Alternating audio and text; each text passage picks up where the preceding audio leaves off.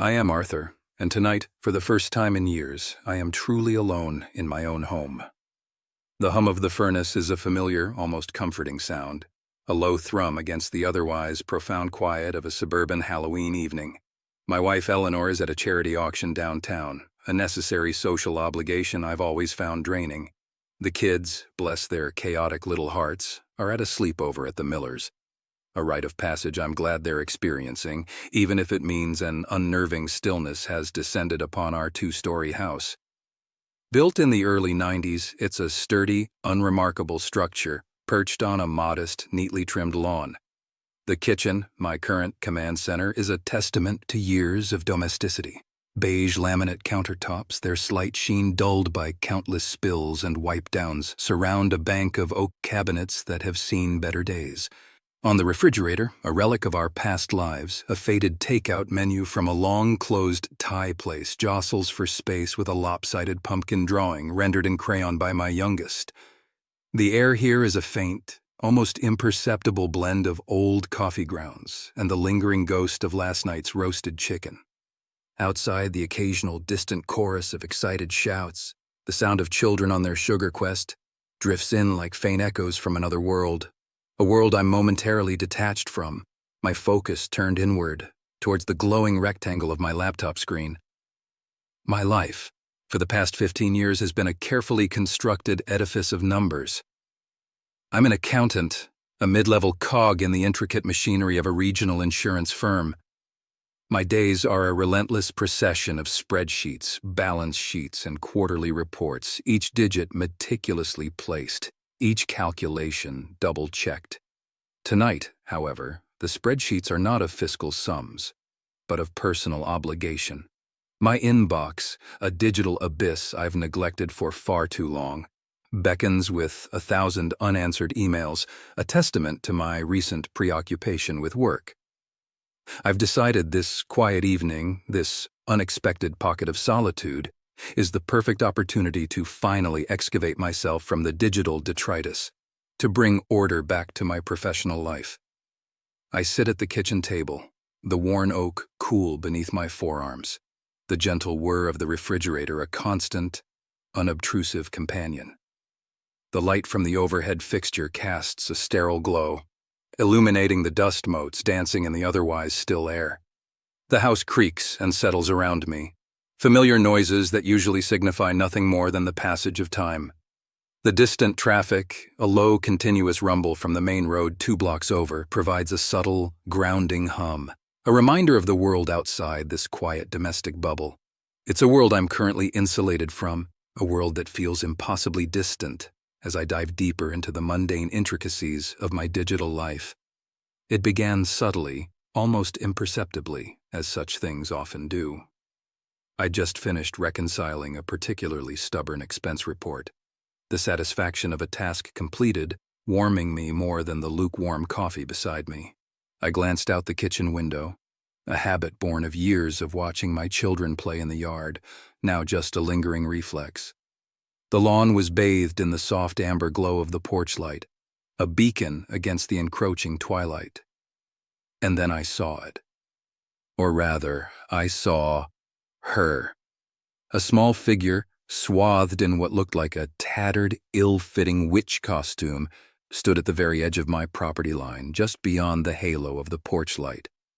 It was too far to make out features, just a dark silhouette against the fading light.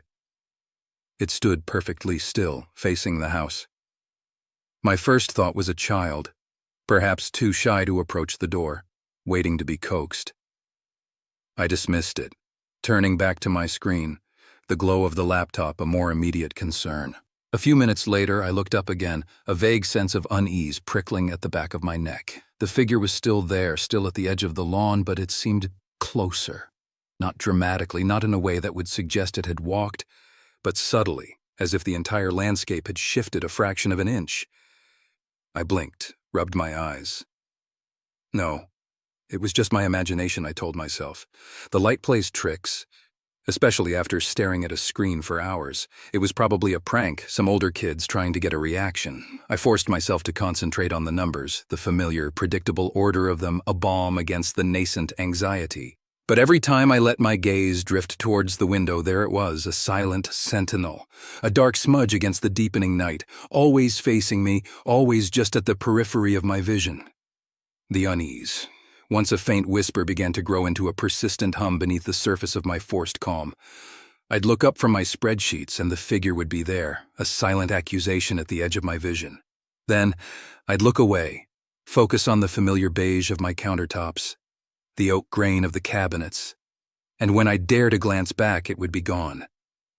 For a heart-stopping moment, relief would wash over me, only to be replaced by a colder dread when I'd see it again, a few feet closer to the house, or perhaps in a slightly different spot on the lawn.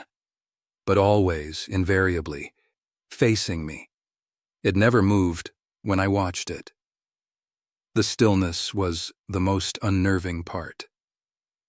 It wasn't the furtive stillness of a child hiding, but a profound, unnerving immobility, as if it were rooted to the spot, yet its position would subtly alter between my glances. I started to leave the kitchen light off, relying solely on the porch light, hoping to make it less of a target, less visible. It made no difference. The silhouette remained, a dark stain on the manicured green.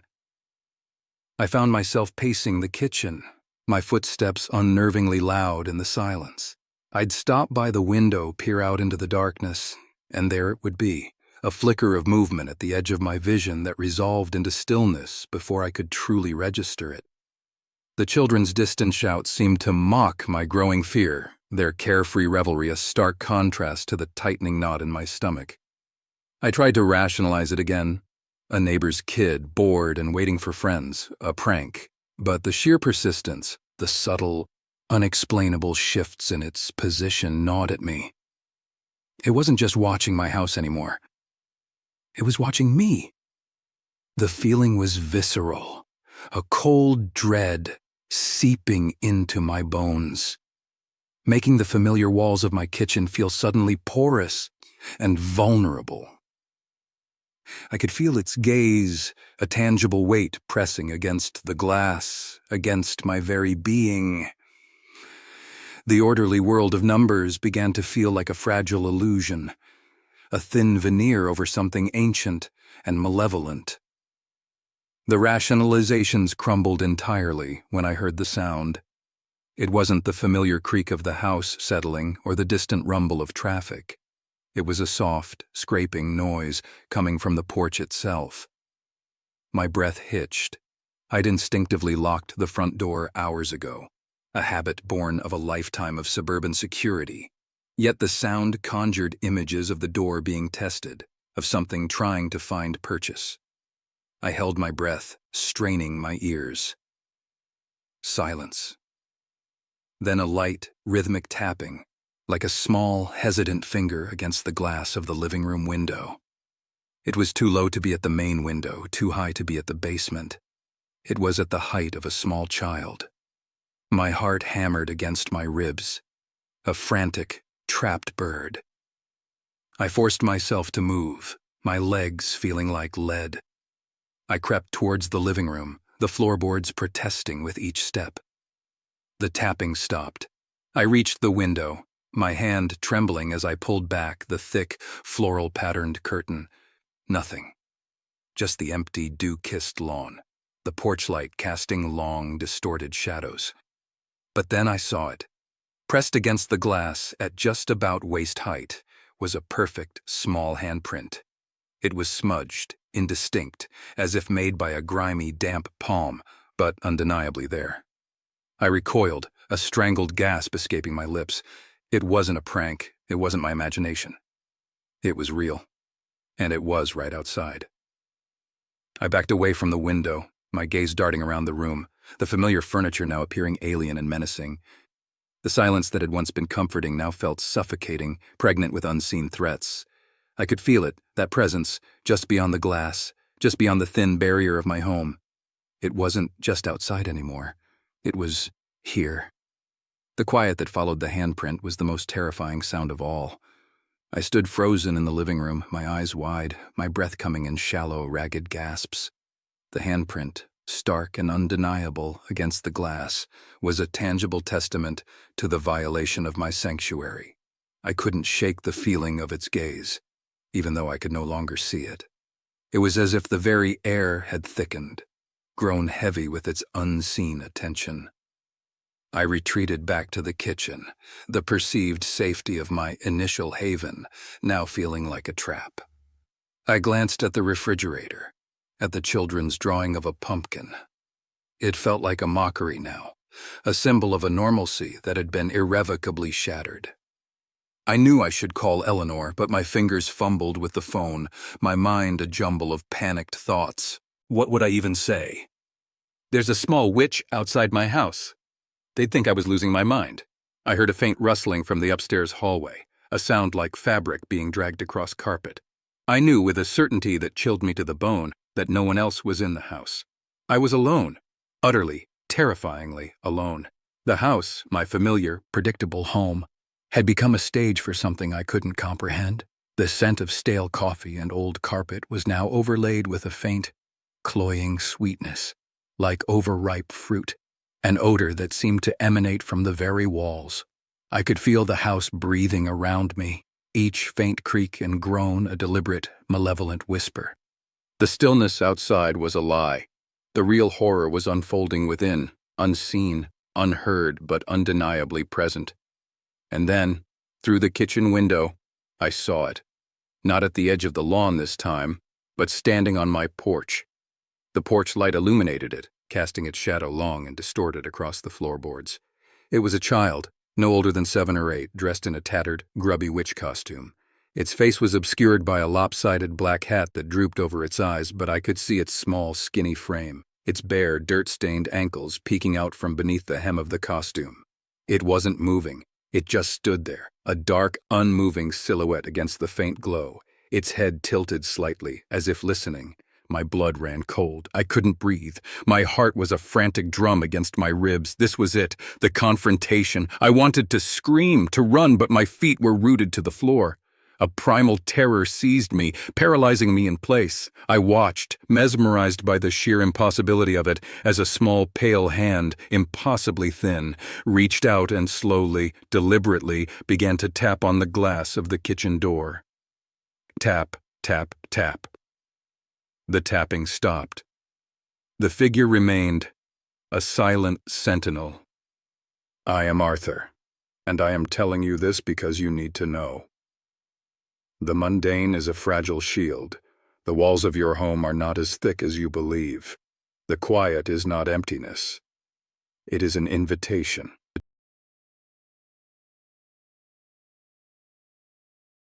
I am Mark, and I am very much here. It's late. The digital clock on my monitor displays 11:47 p.m., a stark, unforgiving crimson against the black of the screen. Outside, the city has long since exhaled its last breath of daylight, leaving only the distant murmur of unseen traffic and the sterile glow of office towers that pierce the bruised twilight. I'm in the break room, the designated sanctuary for weary souls like myself, a place where the aroma of burnt popcorn perpetually battles the ghosts of stale coffee. It's Halloween, a night that usually brings with it a childish thrill of the macabre, a manufactured fear that dissipates with the morning sun. But tonight, the manufactured feels a little too real.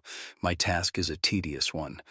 Updating server firmware, a digital facelift for the heart of this building's operations. A task requiring absolute focus and, as it turns out, an almost monastic solitude. My floor, the 6th, has been a graveyard of cubicles for hours. The only sound the low, insistent hum of the building's life support systems. The fluorescent tubes overhead, a sickly yellow-white, cast shadows that seem to cling to the beige walls, making the familiar space feel alien, a stage set for a play I never auditioned for. This is a place of functional isolation, a deliberate disconnect from the vibrant, pulsing city below, a self-imposed exile that tonight feels less like a choice and more like a trap. My fingers, stained faintly with the residue of lukewarm coffee, move with practiced ease across the smooth glass of my phone. I'm scrolling through the curated lives of others, a digital voyeur in a world that feels impossibly distant. The usual parade of smiling faces, elaborately carved pumpkins, and costume selfies. It's a predictable rhythm, the comforting, almost soporific cadence of the internet. In the background, the refrigerator offers its low mechanical hum, a constant, unobtrusive presence. The faint scent of cleaning supplies, a sterile, almost antiseptic aroma, attempts to mask the lingering ghost of the microwave's past culinary disasters. The bulletin board, a testament to forgotten holidays and expired office gossip, stands as a silent sentinel, its faded announcements a stark reminder of time's relentless march. I'd wiped down the whiteboard earlier, a clean slate for the day's inevitable scribbles. But now, as I steal another moment of respite, it seems to hold a different kind of message. The air itself feels thick, charged with an unspoken anticipation, a palpable stillness that's more unnerving than any noise. I can hear the faint, rhythmic pulse of my own blood in my ears, a sound that feels amplified in this unnatural quiet. The worn linoleum under my feet offers a slight give. A familiar tactile sensation that should be grounding, but tonight it feels like a subtle concession, a yielding to the unseen. It started with a drawing, a crude, childlike rendition of a stick figure, its limbs flailing, being pursued by a larger, amorphous blob. My first thought was a prank. Brenda from accounting, always with a mischievous glint in her eye, prone to late-night silliness. I'd grabbed another mug of coffee, the bitter liquid a welcome jolt, and when I returned, the stick figure was still there, but it had changed. Now, a series of jagged lines emanated from the blob, like frantic, desperate strokes. I stared, a knot of unease tightening in my stomach. It wasn't just a drawing anymore. It was a narrative unfolding before my eyes. I walked over, my footsteps unnervingly loud on the quiet floor, and peered at it. The marker of faded blue was still damp. Brenda? No, she'd left hours ago, her cheerful goodbye echoing in my memory. I rubbed my eyes, blaming the long hours and the relentless glare of the monitor. Tiredness, a constant companion in my line of work, played tricks on the mind. It had to be. I'd even checked the whiteboard earlier, a blank expanse. I'd been sitting here just a few feet away, absorbed in the digital ether. It was impossible. Yet there it was, a story, told in crude lines, on a surface I had personally cleared. I shook my head, a dismissive gesture, and turned back to my phone, trying to anchor myself in the familiar, the predictable. The hum of the refrigerator seemed to deepen, a low thrum that vibrated in my chest. But the drawings didn't stop. When I returned from fetching a fresh cup of coffee, I'd stepped away for no more than 2 minutes, my heart already beginning a frantic, irregular beat. The blob had grown. It was no longer amorphous. It had taken on a more defined shape, a hunched, shadowy entity with limbs that seemed to writhe and multiply, reaching out like starved tendrils. The stick figure was now a mere smudge, overwhelmed. My breath hitched. This was no longer a childish prank. This was deliberate, immediate. I felt a prickling sensation on the back of my neck, the undeniable sensation of being observed. I spun around, my eyes darting to the empty doorway, to the silent corridor beyond. Nothing. The fluorescent lights buzzed with an almost mocking insistence. I tried to rationalize, a vent, a draft, but there was no movement of air, no telltale whisper.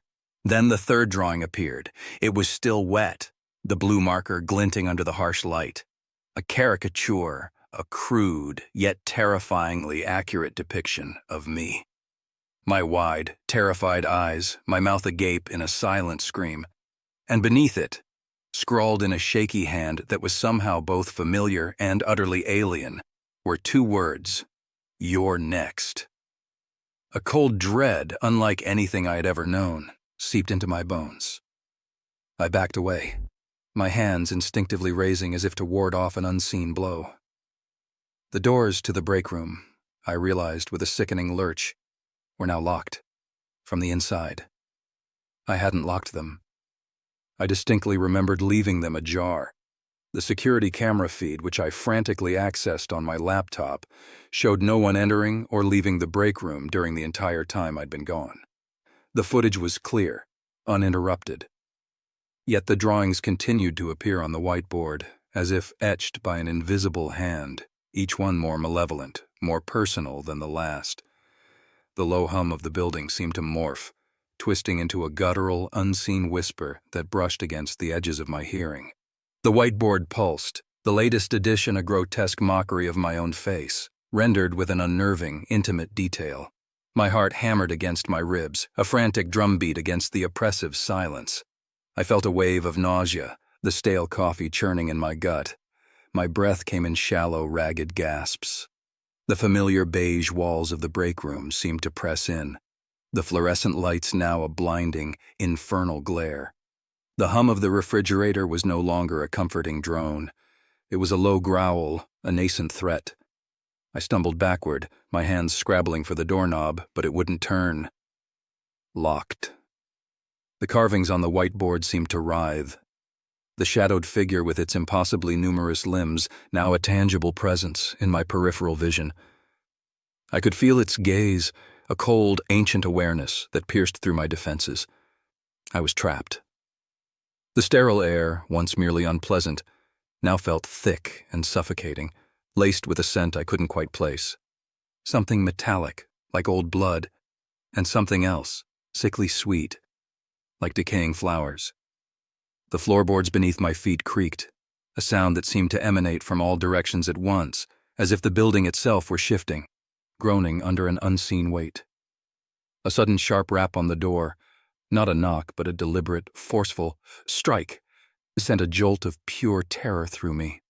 I stood frozen, my muscles locked in a primal fear, my eyes wide, fixed on the whiteboard, where the words, "You can't escape," were now starkly, terrifyingly clear. This is not a story with a tidy ending. The whiteboard is still there, the marker still rests beside it. The building still hums its low, ceaseless song. I don't know what it is, or what it wants, but I know this. The mundane is a thin veneer, and sometimes the most ordinary places hide the deepest, most ancient horrors.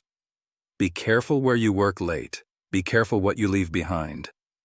Because sometimes it leaves something behind with you.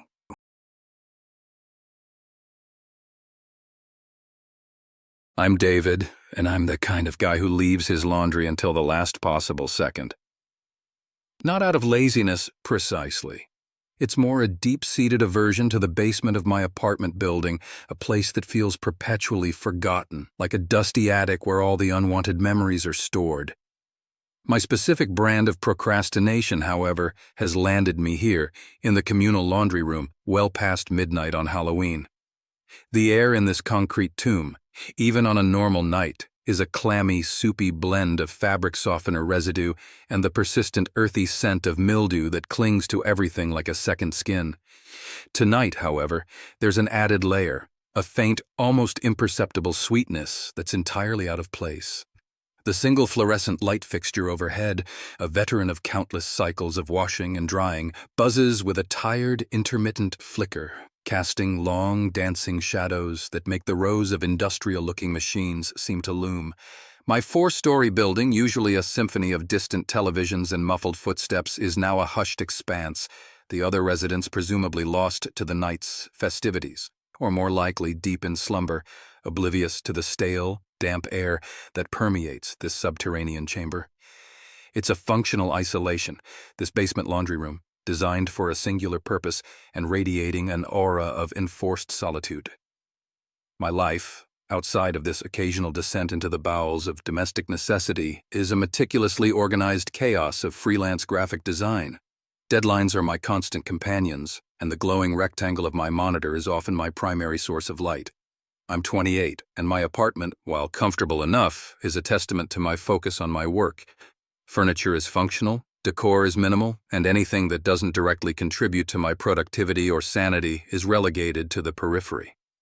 This is why the laundry pile and Everest of t-shirts and socks had become an insurmountable obstacle. A chore I'd pushed off for days, even with Halloween's spectral allure just outside my door. Now, The quiet hum of the building above feels like a distant alien world. I've just finished wrestling a mountain of dark clothes into one of the hulking washing machines, the metallic clang of the door echoing in the otherwise silent space. It's a sound I'm intimately familiar with, a percussive punctuation mark in the otherwise monotonous rhythm of my life. The worn, gray concrete floor is cool beneath my sneakers, a familiar sensation that does little to dispel the chill that seems to emanate from the very walls. The routine of my existence is a carefully constructed edifice, built on predictable patterns and familiar sensations. I wake, I brew coffee that always smells slightly burnt no matter how I adjust the grind. I stare at the glowing screen until my eyes ache. I eat meals that are functional rather than flavorful. And I sleep, often fitfully, with the hum of the city, a constant low thrum beneath the surface of my awareness. Even the mundane act of doing laundry has its own ingrained ritual. The specific way I sort my clothes, the particular detergent I use, the precise amount of time I allow for the pre-soak, these are all small, comforting anchors in the often unpredictable currents of my professional life. The steady, distant rumble of urban traffic is a constant, unobtrusive soundtrack to my days, a reminder of the world outside my immediate sphere.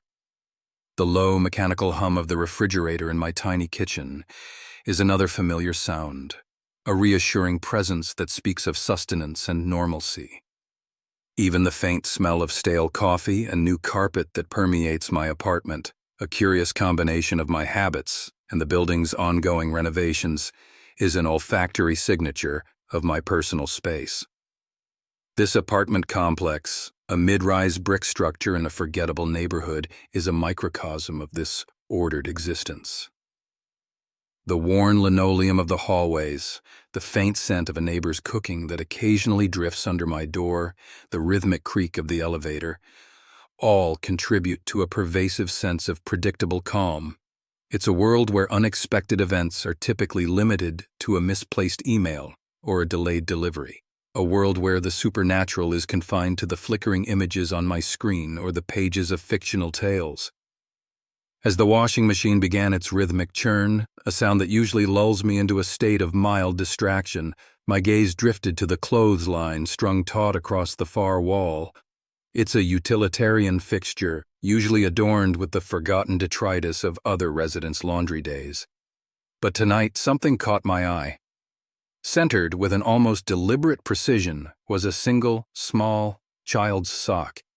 It was a vibrant orange, faded now with countless washes and emblazoned with a whimsical, slightly worn ghost pattern. It hung there, perfectly symmetrical, as if placed by an invisible hand. I blinked, shaking my head. I was certain it hadn't been there when I entered, when I unloaded my own hamper. My mind, ever the pragmatist, immediately supplied a logical explanation. A child, perhaps a resident from one of the upper floors, had been down here earlier, lost it, and it had somehow snagged on the line. A simple oversight, a fleeting mystery. I dismissed it, turning my attention back to the hypnotic swirl of my clothes in the machine, the low thrumming vibrations seeping through the concrete floor. The air, already thick with the scent of detergent, seemed to hold its breath, waiting. The wash cycle concluded with a soft click signaling the transition from agitation to spin. I moved my damp clothes to one of the vacant dryers, the metal of the machine cool and slightly grimy beneath my fingertips. As I loaded the clothes, the faint, sweet scent I'd noticed earlier seemed to intensify, a cloying perfume that prickled at the back of my throat. I set the dryer to its usual timed cycle, the familiar whirring sound a comforting counterpoint to the silence. I decided to use the downtime to grab a fresh glass of water from my apartment. The walk up the short flight of stairs a welcome break from the basement's oppressive atmosphere. The hallway was dimly lit, the moonlight filtering through the stairwell window, casting long, distorted shadows. Back in my apartment, I filled my glass, the cool liquid a stark contrast to the damp air I'd left behind. I lingered for a moment, scrolling through emails, trying to shake off the lingering sense of unease. When I returned to the laundry room, the dryer's rhythmic tumble was the only sound. I opened the door, the warm, clean scent of my clothes washing over me. And then I saw it. Perched neatly on top of the pile of my freshly dried garments, as if presented on a velvet cushion, was a pair of identical orange ghost socks. They were folded with an almost unnerving neatness, the faded ghost patterns facing upwards. My breath hitched. I was alone. Utterly, completely alone. The room was silent except for the dying whir of the dryer. I hadn't put them there. I was certain I hadn't. A cold dread, sharp and unwelcome, began to prickle at my skin. The next few days became a surreal, escalating dance with the inexplicable. Each time I found myself, out of necessity or sheer morbid curiosity, venturing back into that damp, echoing basement, another small, unsettling item would appear. A tiny pumpkin-shaped mitten, its felt worn smooth and stained with what looked like dried mud, would be resting on the lid of the dryer I was about to use. A miniature trick-or-treat bag, its plastic crinkled and bearing the faint, sweet scent of long-gone candy, would be tucked beside my laundry basket. Then came a single miniature monster mask, its eye holes crudely cut, lying on the floor directly in front of the washing machine I'd just emptied. Each item was never new. They carried the patina of use, the subtle signs of being cherished by small hands, of being loved. They were never placed conspicuously, but always in my immediate vicinity, always when I'd momentarily turned my back or stepped out for a breath of the slightly less stale air in the hallway. And always, when I was absolutely, undeniably alone. The fluorescent light above seemed to flicker with a more malevolent intent, its intermittent buzz a mocking whisper in the suffocating quiet. The smell of detergent and mildew, once mundane, now felt like a suffocating shroud. The isolation of the basement, once merely functional, had become a palpable, suffocating presence.